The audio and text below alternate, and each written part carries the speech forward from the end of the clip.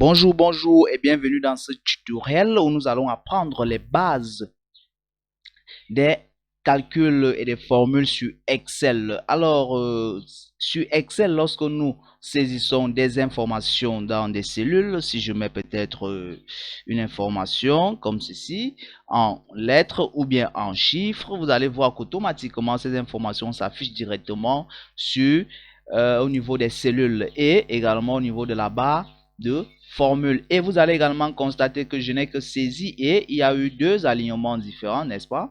Les informations en lettres se sont alignées à gauche, les informations en chiffres se sont alignées à droite. Donc, sachez déjà que Excel fait bien la différence entre une information numérique et une information alphabétique. Donc, évitez, n'est-ce pas, de mettre des informations alphabétiques dans des calculs parce que ça ne va pas donner ça, c'était juste une parenthèse. Alors, si vous arrivez donc de vouloir procéder, n'est-ce pas, au calcul sur Excel, comment est-ce que vous allez faire? Vous devez impérativement et obligatoirement commencer par le symbole magique. Le symbole magique qu'on doit indiquer sur Excel ici, c'est quoi? C'est égal.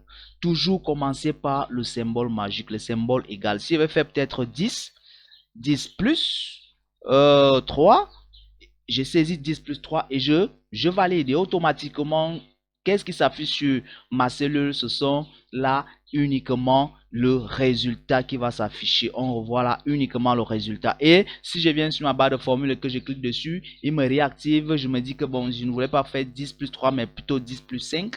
Vous voyez qu'automatiquement, le calcul est fait. Si je veux faire la soustraction, je vais faire égal toujours.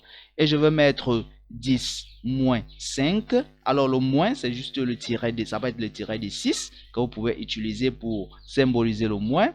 Moins 5.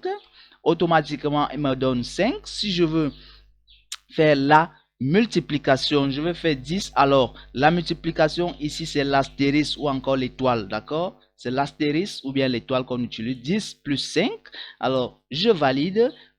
Oulala, vous voyez donc que 10 plus 5 reste affiché 10 plus 5. C'est bien parce que j'ai un peu oublié. Là, vous voyez que dès que j'ai mis 10 plus 5, il n'y a rien qui s'est effectué, c'est resté affiché parce que je n'ai pas mis mon symbole égal. Voilà. Vous voyez donc dès que je mets mon symbole égal, il me donne le résultat. 10 divisé par 5. Je vais mettre toujours le symbole égal. Je vais mettre 10. Divisé, alors divisé c'est notre slash ou encore notre barre là, divisé par disons 2, ça nous donne 5. Bon, si vous arrivez de vouloir mettre vos informations en exposant, je mets peut-être 10, c'est sur le chapeau, exposant de 6, et je valide. Oulala, également, je n'ai pas mis égal, ok, voilà, et automatiquement, ça me donne mon 1 million, n'est-ce pas? 10 exposant 6, c'est bel et bien 1 million. Donc, voilà donc comment vous pouvez donc procéder, n'est-ce pas, lorsque vous voulez faire des calculs. Alors maintenant, l'autre pratique, c'est laquelle? La pratique que nous allons utiliser pour la deuxième démonstration ici, c'est l'utilisation des références des cellules.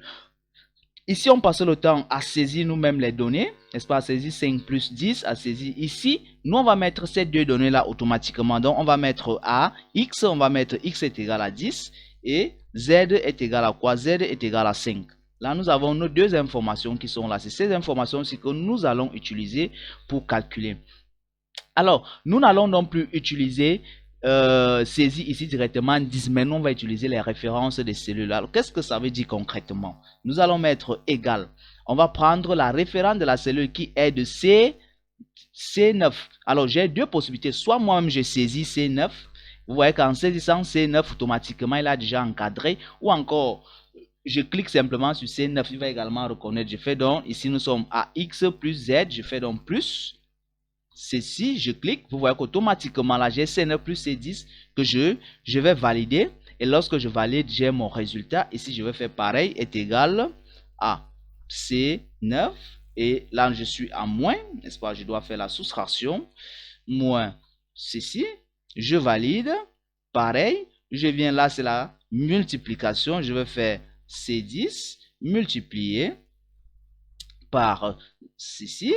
Je vais faire pareil ici la division qui sera égale, n'est-ce pas, à 10 divisé notre slash par ceci Voilà. Donc, vous voyez donc ici, donc, je viens donc d'effectuer donc des calculs en utilisant les références des cellules. Vous voyez que peut-être si je me positionne là, quand je viens là, c'est bien. Je clique là, vous allez voir que c'est C9, ce n'est plus 10 plus 5. Et c'est la meilleure pratique qu'il faut adapter lorsque vous effectuez les calculs. Parce que avec cela, l'avantage c'est quoi? L'avantage c'est que si je viens peut-être à X et que je modifie les données de X, je mets peut-être 20, automatiquement, vous allez constater que toutes mes informations ici vont être modifiées. Vous voyez qu'automatiquement, tout a été modifié.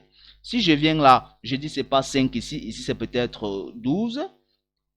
Je valide, vous voyez que toutes les informations se modifient. Alors, s'il arrive que sur votre machine, vous modifiez les données et que les calculs ne se mettent pas à jour automatiquement, allez jeter un coup d'œil dans l'onglet Formule.